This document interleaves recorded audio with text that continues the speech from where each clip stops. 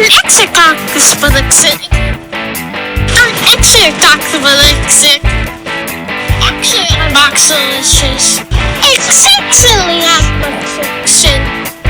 Exo-optimistic. What is that quantum positivity? Exo-optimistic.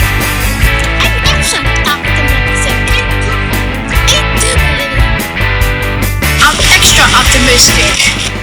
Extra optimistic. Go. Yeah. And hey, everybody, it is Medium Brandon Russ here on Extra Optimistic. I can't. What? Hi, everybody, it's Brandon, Medium Brandon, with Extra Optimist, and with me this week on today is Astrologer Penny Dix from today in the guise of channeling and Stranger Things, because I love your new channel. the subject matter today will be wonderful on my Channeling and Stranger Things channel. Well, I love your new channel. I love what you're doing over there. You've had some great interviews. Thank you for coming on and making time here. It's fantastic. So, Always my pleasure. Well, and people know us from our astrology, and you kind of get to a certain point where it's like, oh, charts and graphs and that sort of thing. But astrology and the things that are going on the influence here for us has changed. And we're talking about things like asteroids and meteors and solar flares and, just energetic things. The aurora borealis is coming down further in the United States, down to like the Carolinas now.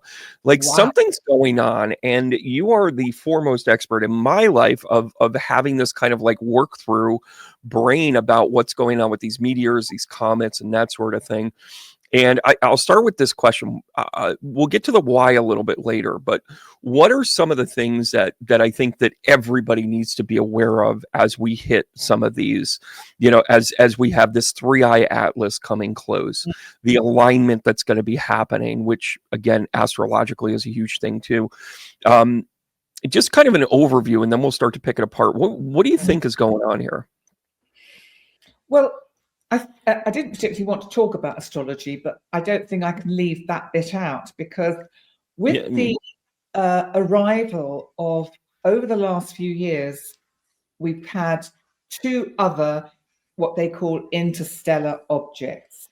Yeah. And we now have this 3rd interstellar object, which is 3-eye atlas. The first one was Oumuamua. That was in 2017. The second one was 2-eye Borisov in 2019. And now we've got 3-eye atlas, which has been producing a lot of stir in all the communities.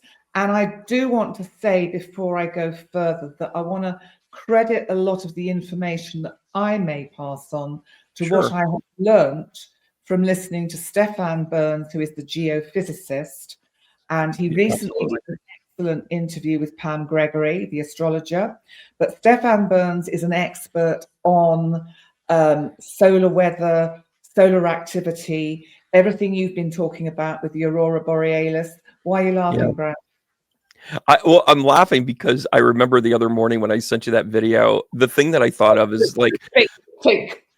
Yeah, and I'm joking around. I'm thinking to myself, I'm like, oh, Stefan and Pam together, that is so Whiskey and Bagel model. That is so Brandon and Penny. But that, all due respect to Stefan, he does a ton of work on this. He's a geophysicist, and Pam is the gold standard. So we love them both. That video, I'm going to put the link. I'm going to put the link on the YouTube side of it for you to see it as well. I think it is a must watch to this. But I also wanted to have this conversation with you because you and I have always kind of danced with the astrology. And I think what's shifting too, as an astrologer, we're used to the prediction of the cycles, right? We're used to Mars being in this place and wait for this retrograde. And, here's an alignment, here's a conjunct, here's our squares, blah, blah, blah. Well, we've been notating on that together even for the last 3-4 years, right?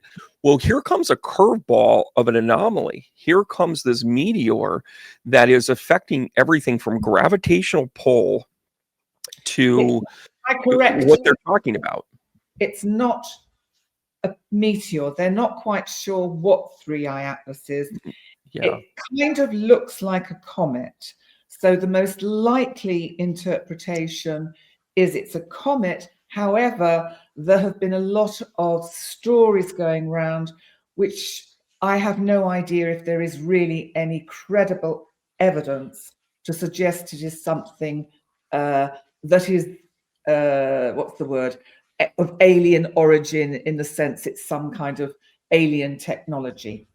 Well, let's talk about this, you know, for a second, because one of the things that they're realizing is that it is not a linear speed.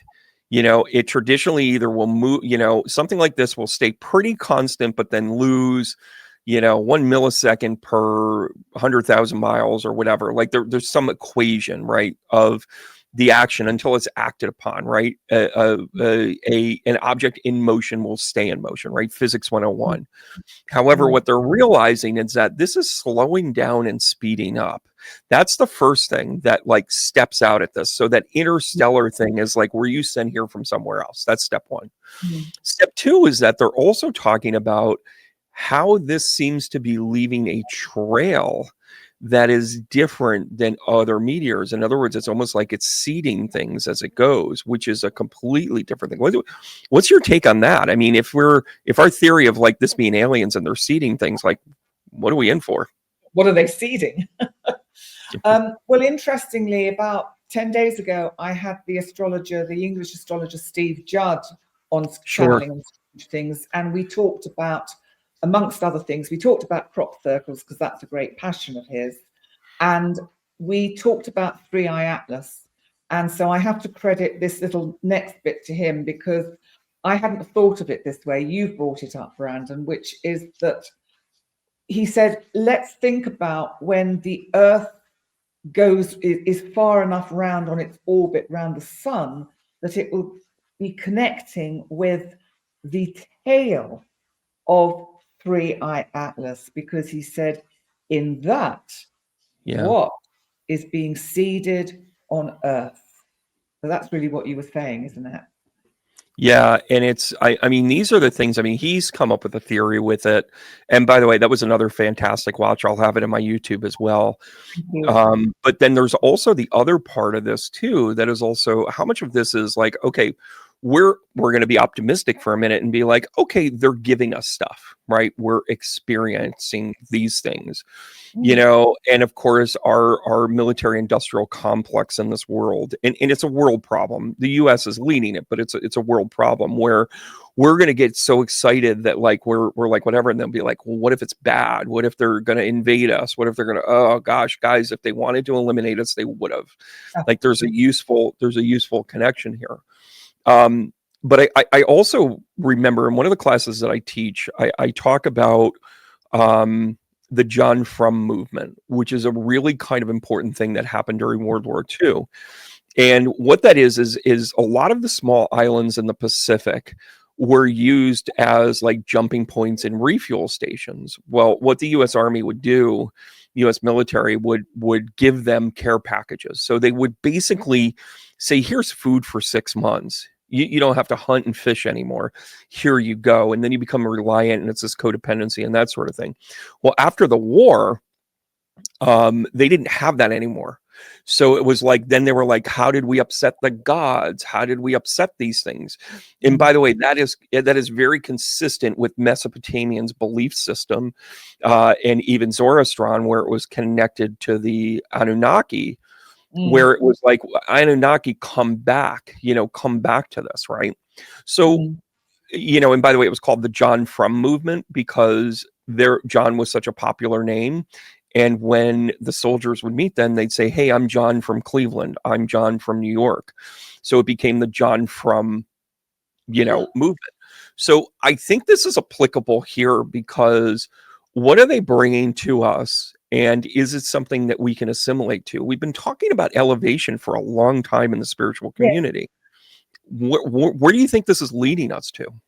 Yeah, I mean, I think the combination of all these energies coming simultaneously, as I said when we sort of came in, that I didn't particularly talk about the astrology of this, but you can't actually leave it out because we are looking at a whole, we are looking at a gestalt of the cosmos and the universe.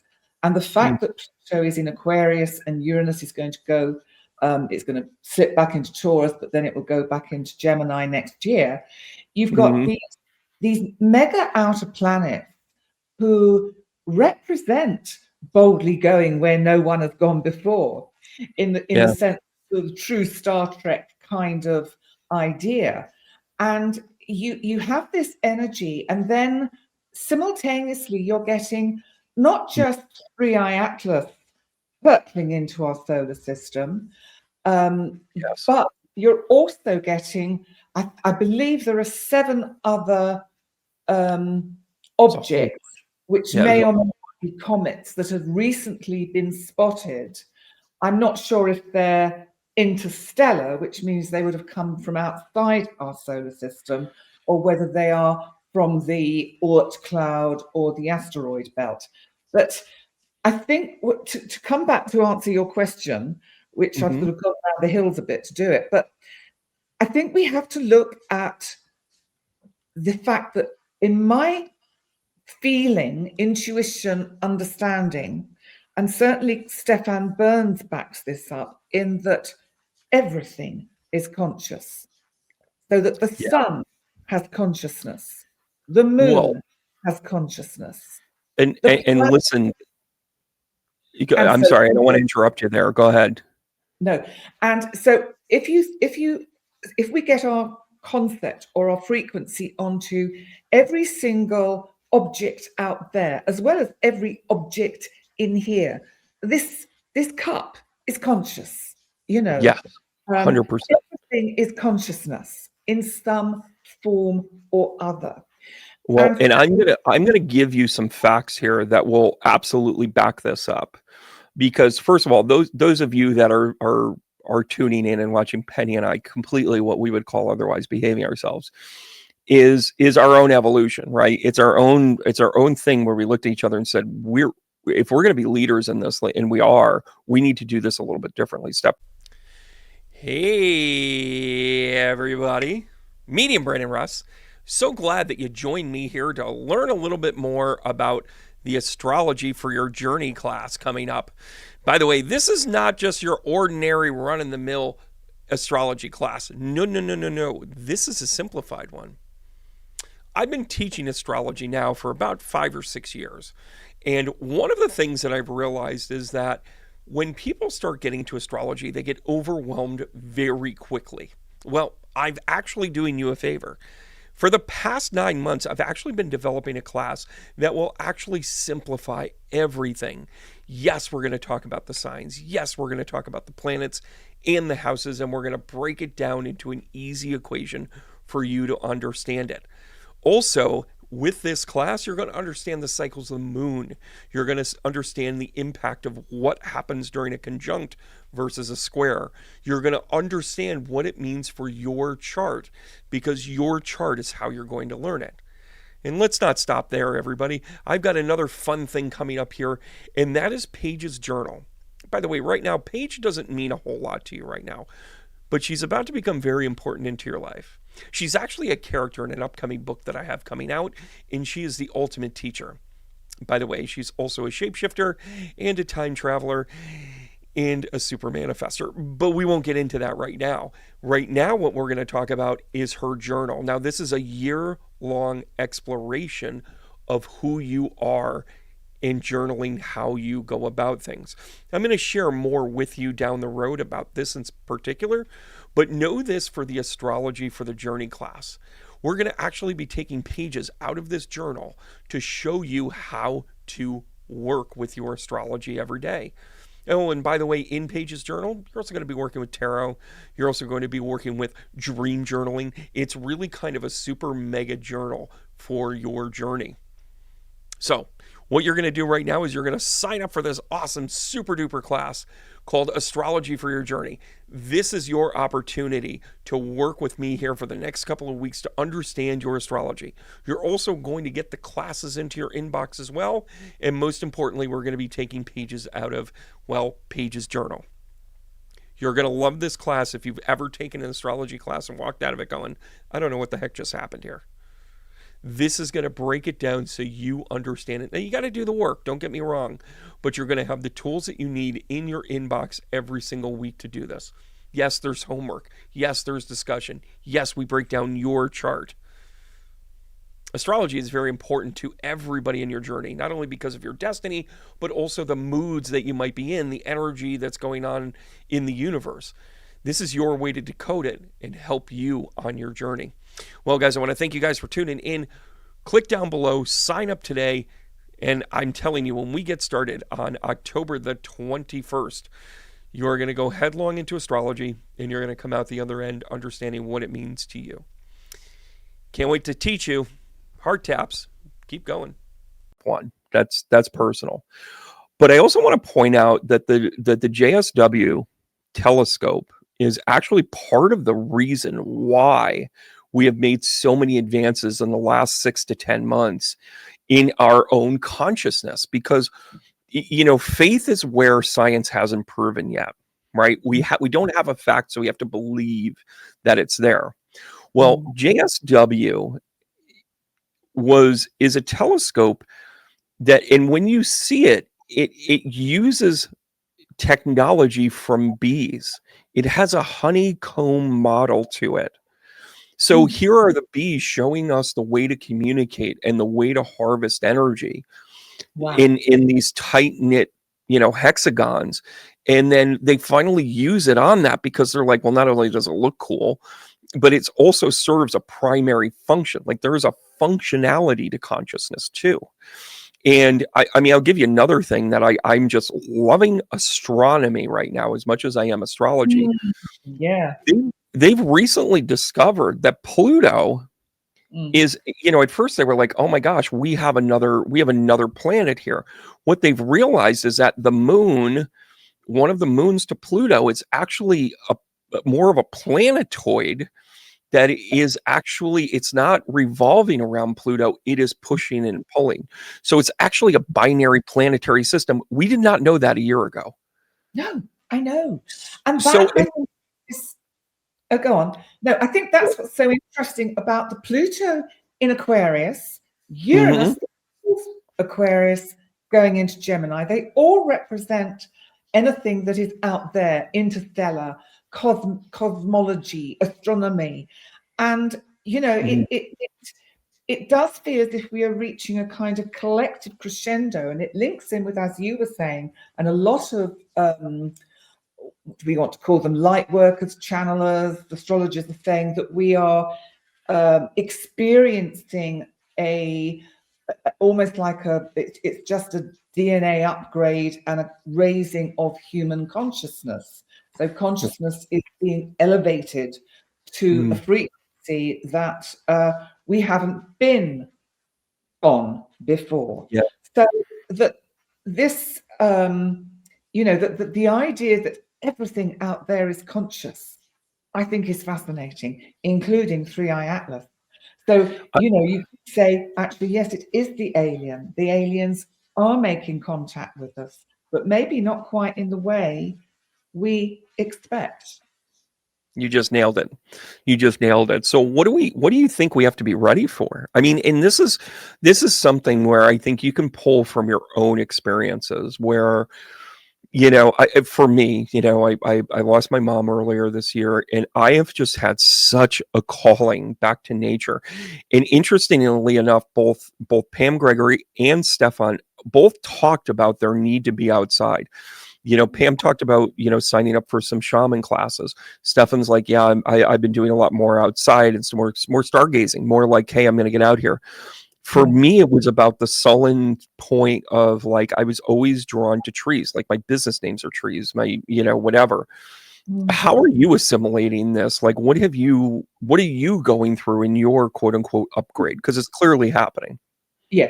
My driving force, one of the driving forces that is impelling or compelling me even to return to England is my hunger for trees, for grass, for earth, which on Gozo and Malta, because it's very arid, it's desert, it's dust, I can't get that connection here that I yearn. And so it's almost like the main motivator in me to return to England to live, because I just want to be in a rural, and trees. I want to smell trees. I mean, it sounds really silly, but I never understood why people used to talk about hugging trees. I do now. God, I think that's the first thing I will do when I get back to England is hug all the trees. So in your evolution and in your elevation, you'd heard these things. You're like, okay. And now you're like, oh my gosh, now I get it, because you're going without, in a way. I mean, you don't have the same trees in Malta, right? Nothing here that, I mean, we do have trees, but they're very difficult to access. If you're fortunate enough to be in a house with a big garden, you've probably got trees. But I wouldn't hug them here, because you're going to get covered in all sorts of little creepy crawlies, and I don't think I would do that. Well, maybe you should put on some clothes. Kidding. What do you mean? Didn't I remember to? That was for a friend out in California, who, by the way, is always waiting for us to make some sort of comment. We love you, Jim. You're not talking about Jim, are you? I know, right? But I also feel like this is also, I think we have to really know who we are when we elevate. And I think, socio, without getting into, the specifics, but I'll list them so we can put them to bed.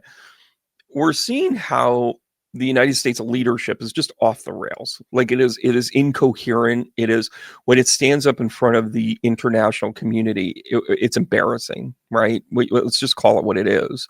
Yeah. And we're seeing a whole bunch of people say he's brave and he tells it like it is and blah, blah, blah. And you're just like, you don't even understand that that's incoherent. You don't even understand. Forget about consistency. I'm all about change, but we need the same people to lead us, right? Then it's put the same people, or at least the people that get it, in this very awkward, unempowered position. We're about to get catapulted into power. We're about to get catapulted into being the grown-up in the room, because they're going to realize that, like, everything that they base this on, all of the false ideology that they've had, and not theology. You can believe in whatever you want. I'm talking about ideology. I'm talking about, we're number one and we're the best and this is illegal, and these are, they're taking all the made up rules that they made up and applying them. How do you think we're going to be ready for this evolution, and who do you think will be ready? That's really interesting, because it reminds me of something the astrologer Pam Gregory often talks about. She says it's as if we're at the airport and there's a plane that we're all going to board, which is, you could say, to this raising of human consciousness and more awareness. And there's fast track and the slow track. And I think I understand what she means, because it's almost like there are some people who just get it. It's just obvious what this is about. So they're in fast track. Hey, get me on there. And then there's other people that have got to go the way they go.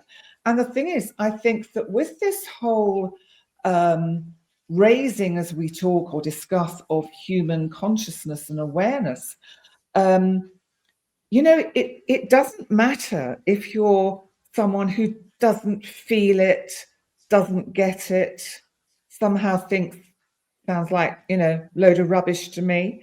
It doesn't matter.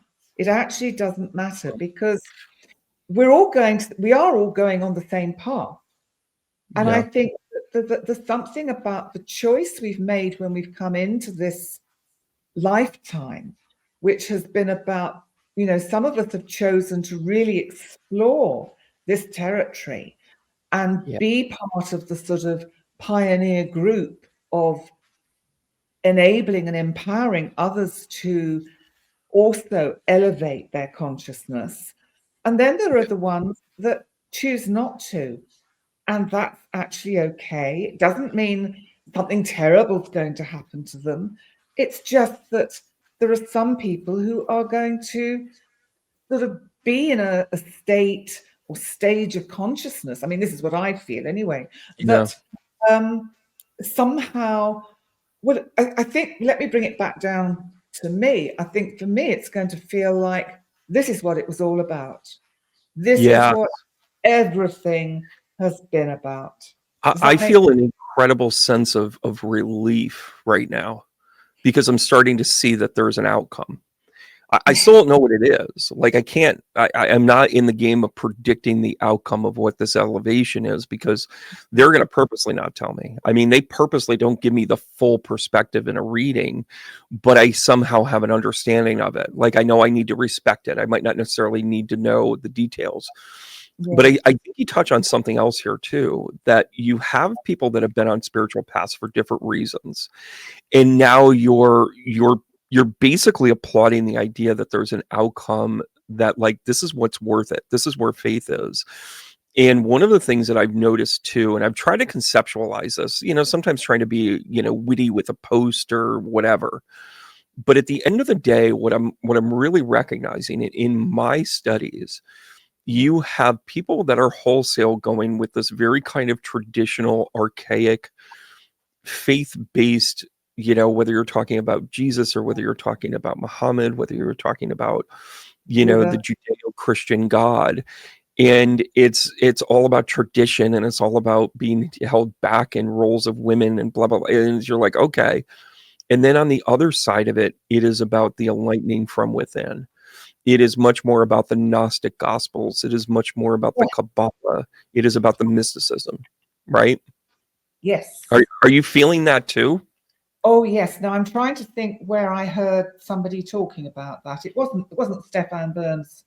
No, I know who it was. It's actually this wonderful astrologer who's not hugely known, but her name's Sue Brain, and she's actually going to come on my channel, Channeling and Stranger Things, next week, and we're going to discuss everything around past lives, reincarnation, all that kind of stuff. But she is very knowledgeable about Gnosticism, Gnosis, and that genre of understanding, like the Kabbalah, the alchemy. Because I was talking to our mutual friend Jim yesterday, and I was saying, the more I go into astrology, the more I realize it is actually an alchemical process. Yes, it's 100%. And it's funny. I'll even pull up one of our old friends, Tony Garone, and his work with mysticism and alchemy primarily. And I mean, he has got a vein. You should absolutely check out his stuff. He did exploration stuff. He did deep dive stuff into that. Shout out to Tony. But I still follow his channel. But I think part of our pull into this, where let's take a typical person on a path, right? What do we do? I mean, I'm gonna say in upstate New York, this is what I would see all the time. Somebody would say like, "Hey, I'm hearing all this stuff about enlightening. I'm hearing about all this stuff about self-regulation. Basically, is what they're exploring." Mm-hmm. And they go through something. They go through a loss, a divorce, a tough child, but whatever it is that they go through. They start holding crystals. They start doing meditation. They apply yoga, maybe a retreat, maybe classes, maybe whatever, and they just start to collect. Like that is the through line here, and for years I looked at this as in like, how is this a business? How am I gonna make a living doing this, right? But this is why I analyze this. But now I'm realizing the reason why I had to conceptualize it, because they were putting me in a position where now I'm supposed to help people after those things, not necessarily to have 1,000 classes, but to have an outcome of helping others, right? So with that in mind, you collect. Well, part of what you're trying to collect is all of the things that they weren't telling you, all of the things that were vacant. I'm not talking about the Kennedy files. Forget that. Forget about files that are unpublished, which, by the way, feel free to release them any day now. About Epstein. I wouldn't even bring it up. But on the other side of that, it's like by withholding information, it makes you more curious, which is why you end up taking 1,000 different classes. You're like, oh, I took a class on that, blah, blah, blah. Now is the time to put them all together. Now is the time to say, like, that blue topaz is what made me, that that green adventuring rock was somehow very important to me, right? It could have been the only thing in the 500 crystals you bought, but that's the one that held on to. That means something right now. And I think as we evolve, it's because we're being given pieces of this that we have to put together, and everybody's thing is different. Nobody's playbook is the same. No. Nobody, I mean, there are intrinsic things, but they throw all of these disruptors in between, and they allow that to kind of get in the way so you don't figure it out. I mean, are you seeing some of that too? Yeah, and as you were saying that, I was thinking that what I saw is that we've got this lower vibration of events that's going on, which we're, it's shoved at us every day off all the news channels, what's happening in Eastern Europe, what's happening in the Middle East, what's happening in the United Nations, everything, all of that stuff. Yeah. But I just feel that that's all on a very low frequency, a very low vibration. And there's these other frequencies and vibrations which are really coming to the fore now. And I think there's almost like an acceleration that humankind are feeling and sensing and have it and going, oh my God, yes, I get it. And I want to bring you in now with the information you were talking to me earlier about the sun and the plasma storms and all of that, because I think that's part of it. If you think about how many billions, trillions of neutrinos are going through us every single second. I just watched, and her name is escaping me. I think it's Alexandra. She is an absolute NASA geek. Like, she is an astronomy geek, and I love her. She's actually how I know as much as I do about the JSW, telescope. And she was talking about these neutrinos and how much they pass through you. They're so microscopic that they weave in and out of water particles even. And she was basically explaining how much the sun has been emitting in the last, 100 days or whatever. Well, part of that's because we couldn't see them before, and we have more technology to see them. That's part of it.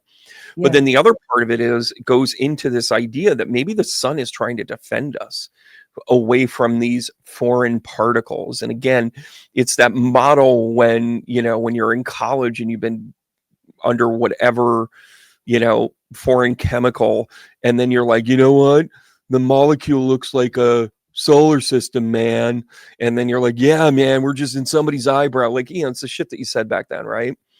But then there's some reality to it. Well, let's talk about, we talk a lot about alignments and conjuncts in astrology, but this Atlas 3I is going to do an alignment. Do you want to talk about the astrology with this, and then we can kind of talk about some theories? Yeah, I do find it interesting. And I have to credit again Pam Gregory and Stefan Burns for this, because they were the ones that alerted me to it. And it's that on October the 21st, we have a new moon in Libra.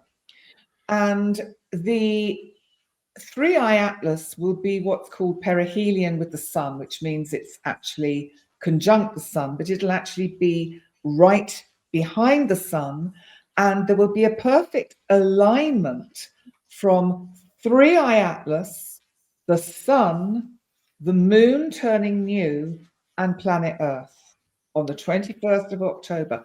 I think the symbolism of that is extraordinary.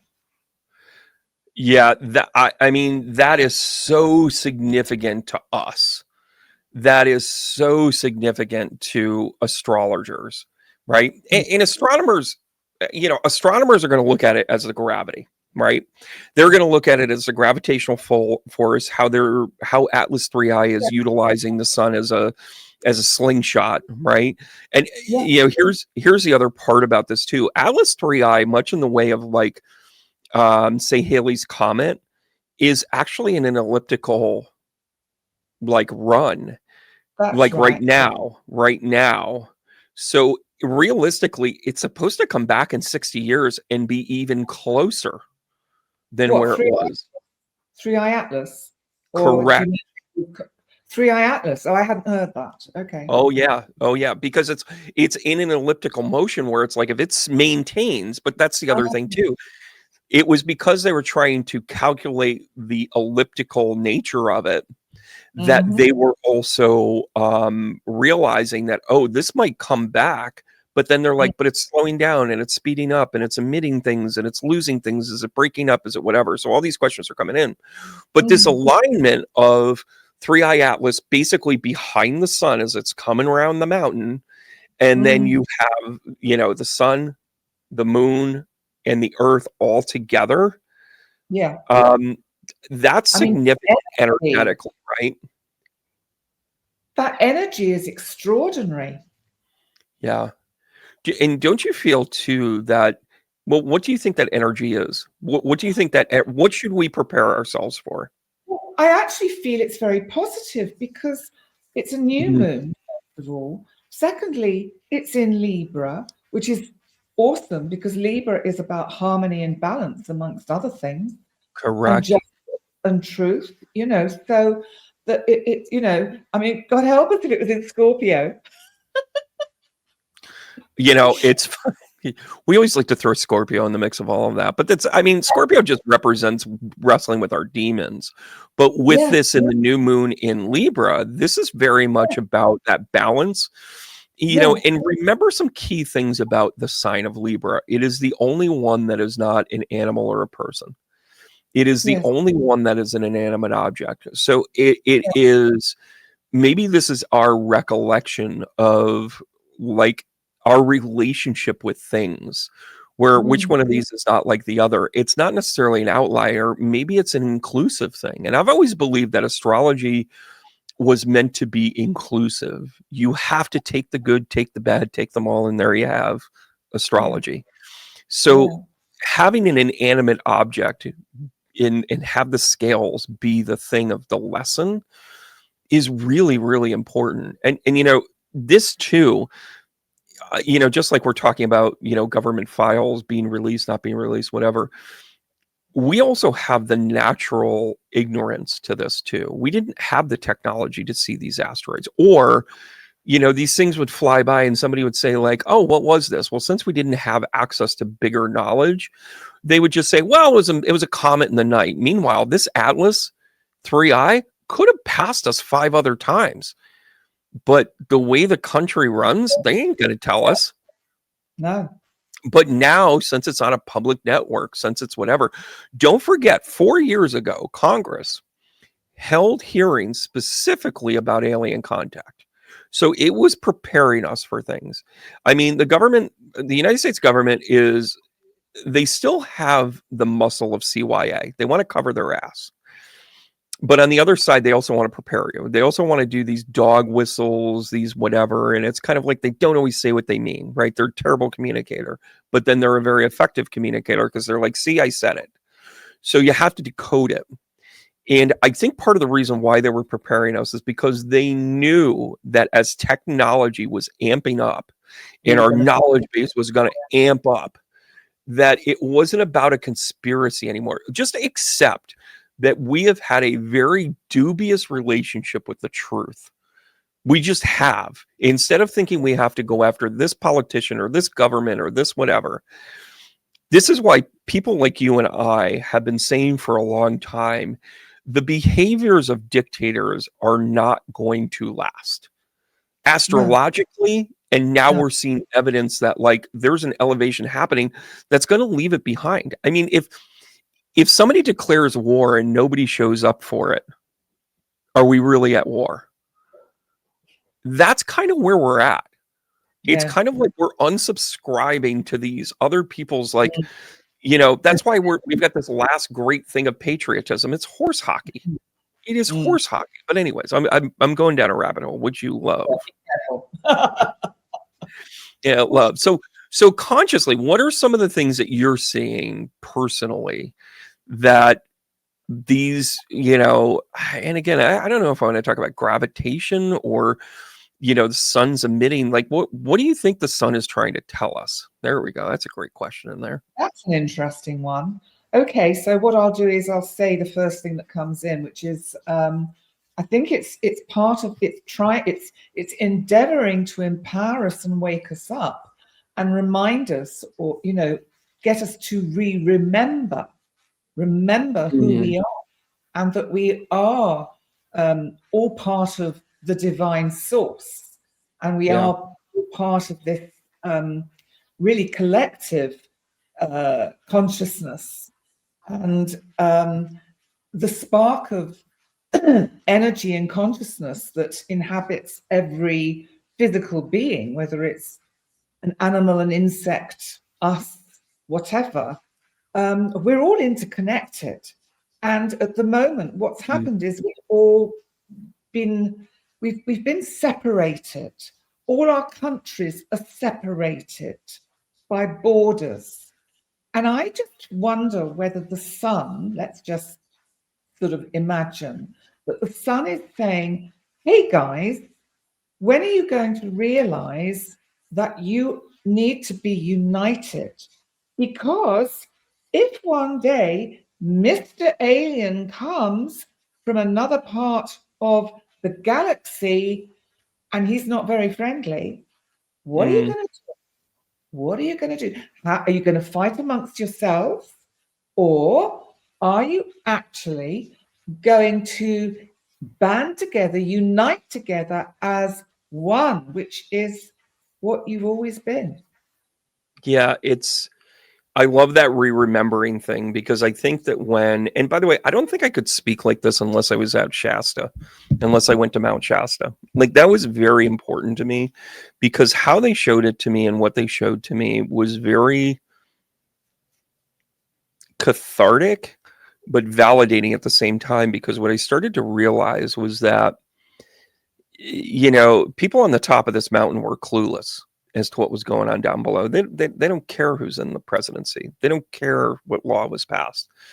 They're like, listen, I know I wake up in the morning and I look up and there's the sky. George Carlin had this great bit once where he said, I believe in the sun because it's there for me every day, but I worship Joe Pesci. And it's about 50-50, as to whether or not Joe Pesci answers my prayers. And that kind of satire gives you the idea that the things that go on down here is very made up. Is very made up. And again, I'm not telling people that the Christian faith is bunk. It's not. What I'm saying is that the things that got emphasized were the things that they could control and the things that they would manipulate. And, you see this with the Charlie Kirk thing. You see it with Catholicism as a whole. Even the flow of popes over the last 6 years, you see that it's kind of like we need, we need the, Catholic wow, the Catholic now. We need Buddy Christ to get out there, which, by the way, heart taps for those of you that saw that post. Don't you feel, though, that, like, what do you think our role is, since we get it? We get it on some level. And by the way, you and I are not in the tribe. We're not necessarily in the leadership tribe yet. But you and I both understand that there's something happening and we have to be leaders in our own world. What do you think this is going to mean for you? Okay. I think there are many pioneers of what is unfolding now. And there's something about, first of all, I think the conscious self-awareness is so super important for all of us, because if we know ourselves well, which is what the Greeks said, the ancient Greeks said, in the Oracle at Delphi, over the archway to go in, right, know thyself. And I think self-awareness is key to everything, because if you know yourself, you also kind of know the inner universe, because the outer universe, everything is a reflection of what is within. And you've seen all these photographs and pictures of, the far-reaching parts of the galaxy, and they look like eyes or the neural pathways of the brain. We have no concept of how magnificent we are. And the problem is there's still this vestige of yesterday and what I'd call the fixed, grounded, stuck energy of totalitarianism and me, I, ego. That we're trying to control things. Yes. Instead of going, okay, we can all we can all actually be our own pioneers in this, because everybody's perception is going to be unique to them, and it doesn't make it right or wrong. It's just different and unique. And I think that's the whole thing with this. It doesn't matter if you don't see it the way I do. If you see it the way you see it and it works for you, then it's the right way. And it's my way. It's interesting. Listen, I love that answer for a whole host of reasons. And you were recently a guest on my Conscious Becoming class. And that is the struggle that everybody is having, is recognizing, like, we're so conditioned through schooling, through whatever, that there's a book, that there's a how-to guide, there's a YouTube video that can make it simple. And here's your YouTube guys here, everybody. This is what Penny and I are talking about. You have to make this unique. You have to build in the things that you have learned, good, bad, or indifferent. You also have to pay attention to the things that you don't know.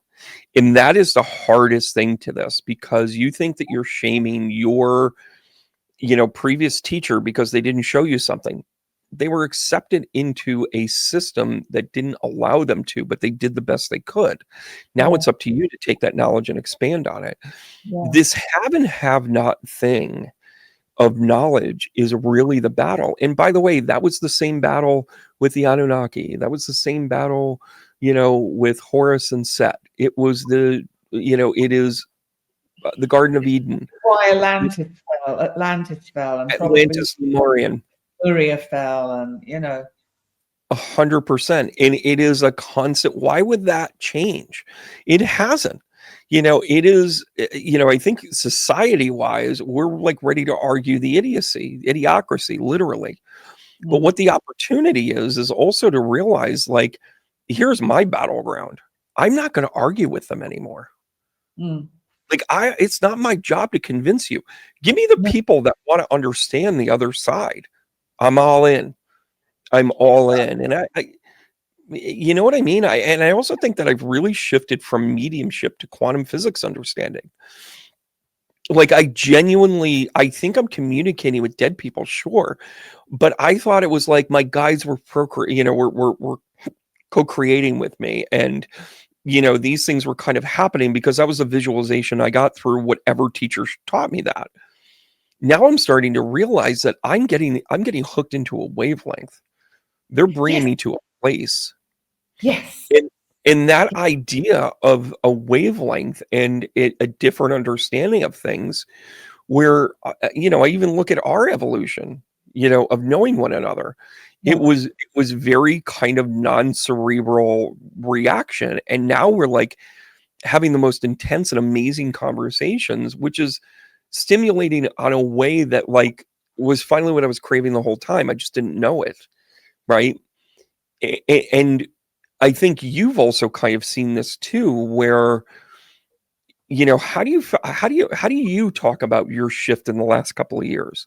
Like, what are some of the things that you said, this didn't work anymore, but I had to go this direction?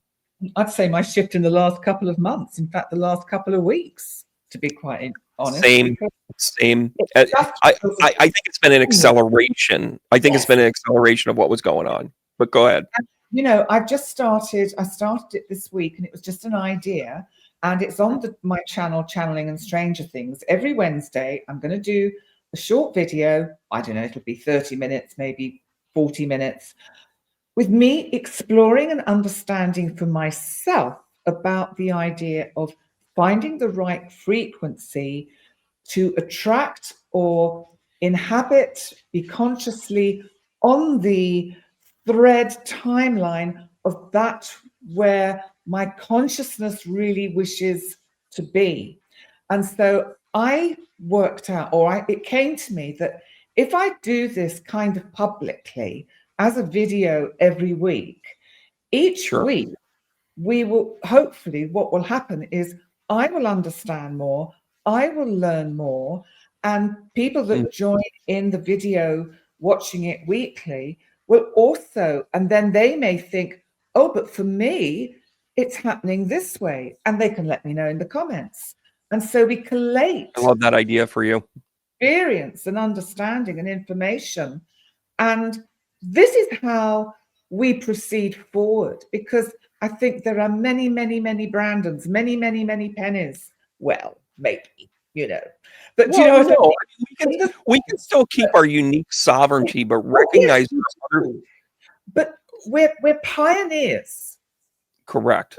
We're pioneers, and there are many pioneers who haven't actually started yet, but they will maybe watching this now and thinking, oh, I think maybe it's me. And it doesn't matter if it's only in a very small setting with a group you have at home. You talk, every Monday night you have friends round and you discuss these things. That's how we learn. That's how we grow. Do you get me? 100%. And I can tell you, I have always been both flawed and blessed by being a little ahead of the curve. And it's kind of like I start something and then 3 years down the road, everybody's doing it. And I'm like, oh, I just can't. Why can't I just capture that? Well, that's part of the blessing and the curse of me, right? So about a year ago, it was probably about this time last year, it came to me to form a group and call it Conscious Becoming, and be able to build in the tools that people needed in the safe space of discussion of like how to maneuver these things, right?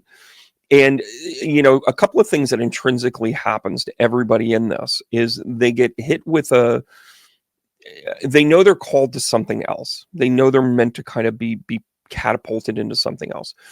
And they are met with some sort of challenge. It is usually in the form of life obligation, cosmic theory, faith, that sort of thing. So they hit a roadblock somewhere. Sometimes people have, things happen to them that you can't control, you can't manage, but they haven't wrapped their head around how to manage it yet, right?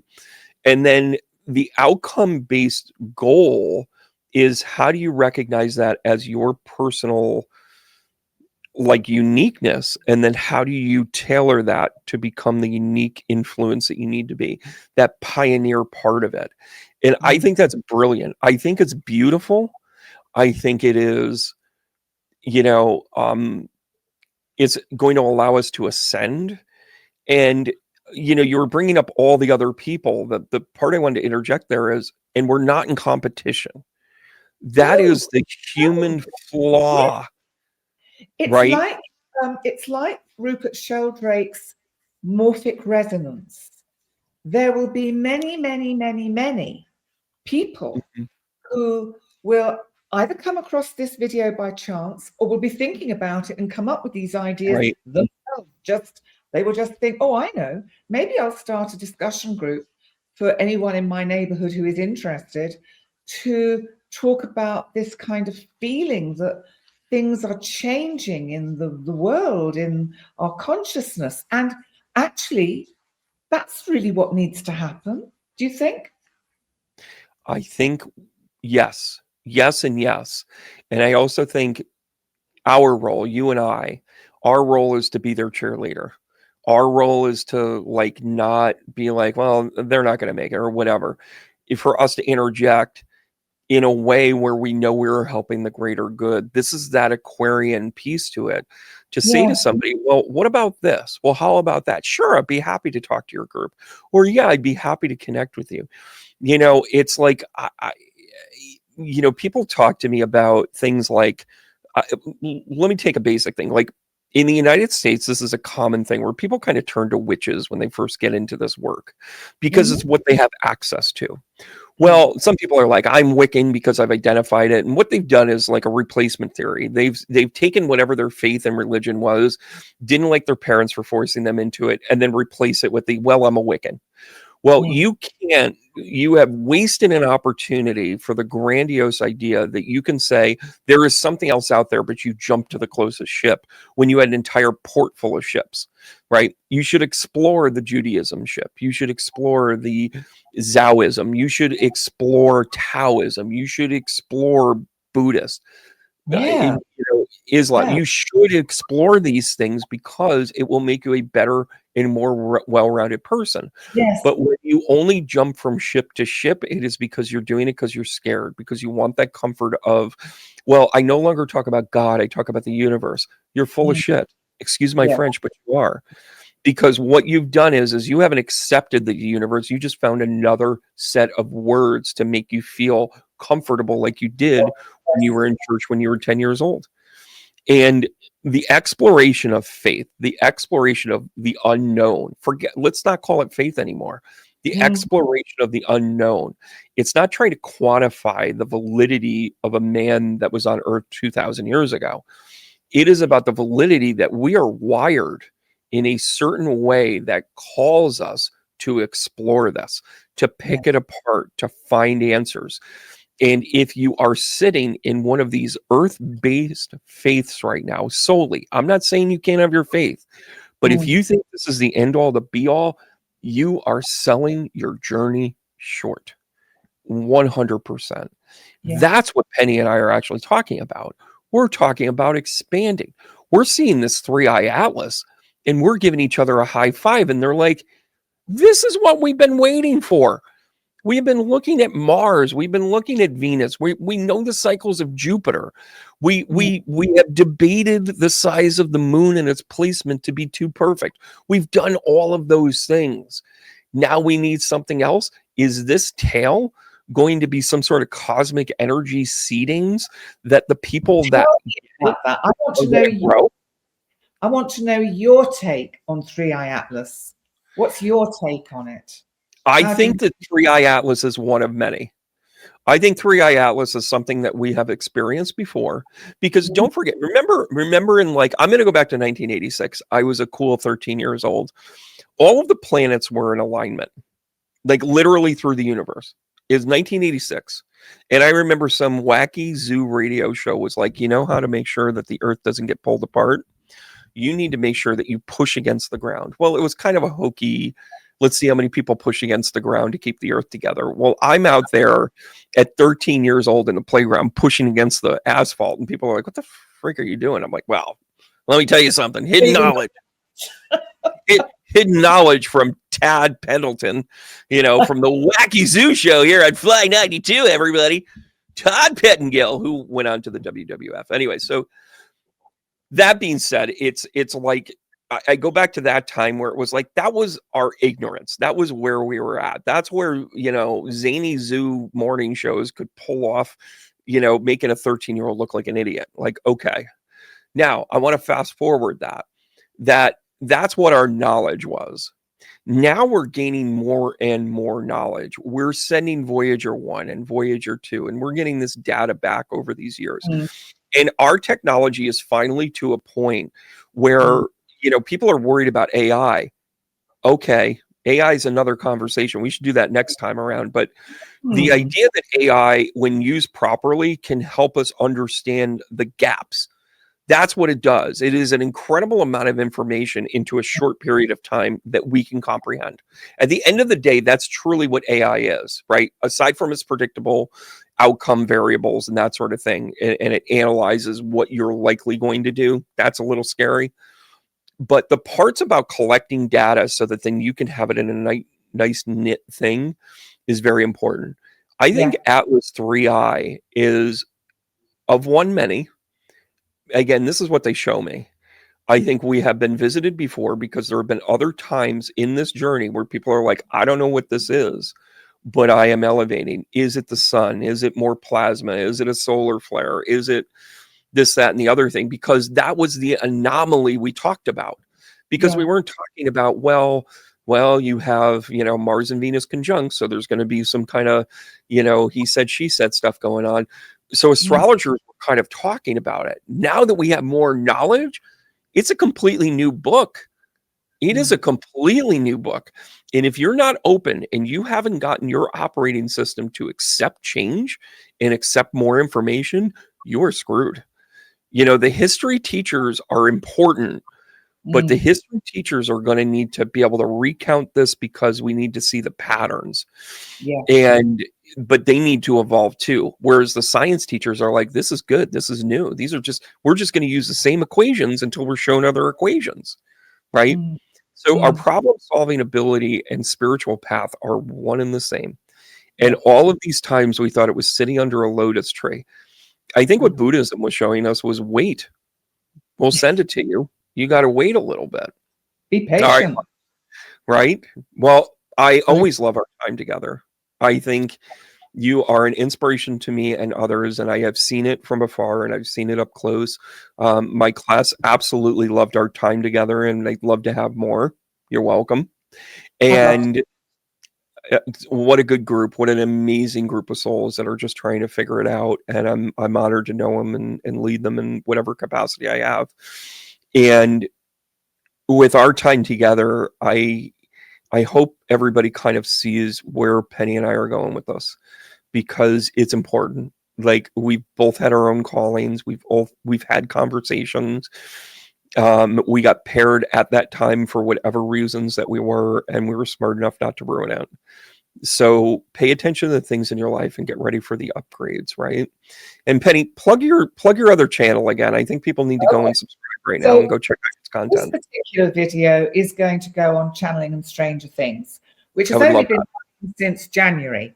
And so obviously I'd be absolutely honored if you would like, share, and subscribe, and check out the other videos. There's some pretty good videos, some pretty interesting, strange stuff. And I am doing this, which started this week, a weekly video, which will be about frequency, law of attraction, manifestation, all that kind of stuff, all that strange stuff. And then, of course, if you do like astrology, please go to my Astrology by Penny Dix channel.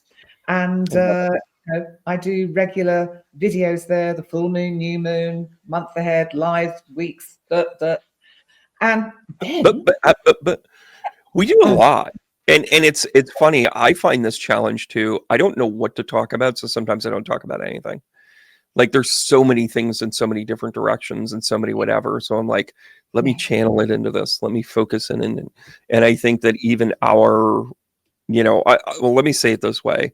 Not only going through some profound things in my life has helped that, but also recognizing I needed to get focused into this and, doing my shows. And by the way, if you're hearing this right now in late September, early October, the fall tour is fully on. Go to tbrandonruss.com, because some of you are listening to this on Spotify, some of you are listening to this on iTunes, and of course we'll always be on YouTube for the visual.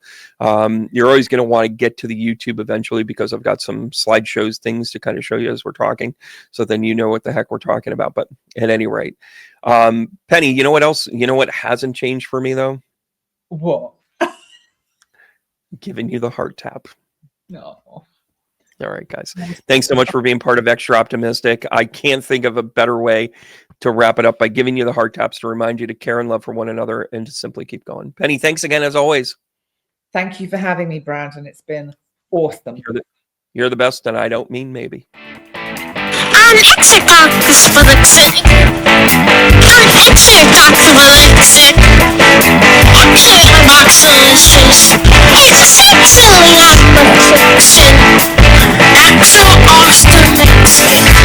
What is like quantum positivity?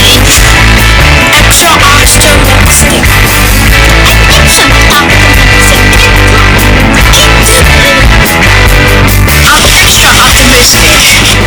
Extra optimistic.